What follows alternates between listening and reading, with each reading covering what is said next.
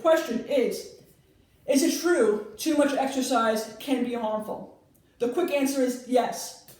Too much of anything isn't necessarily good, and it's the same concept with exercise. We hear it, all the time.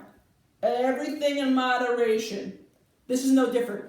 Okay, but it's called a term, and it's called overtraining. So what does that mean? Overtraining is exercising too frequently or too vigorously without adequate recovery time.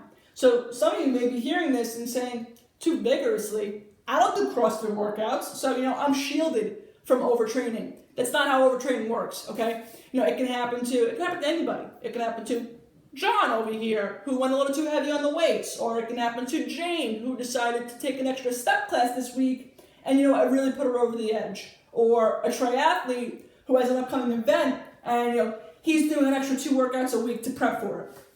Regardless, okay, there comes a point of diminishing returns. People don't realize that this is important now, okay, that you progress when you recover, not when you work out. I'm going to say that again. You progress when you recover, not when you work out, okay? So the workout is a stimulus for change, okay? But the recovery is the change, all right? So let me explain something real quick.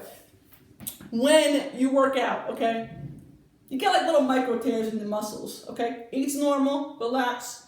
But that's, the soreness that you feel the day after or 2 days after, that's what that is. And then they heal. And that's when you don't feel sore anymore. But with overtraining, you don't let your body heal. So these little tears don't get a chance to heal, okay?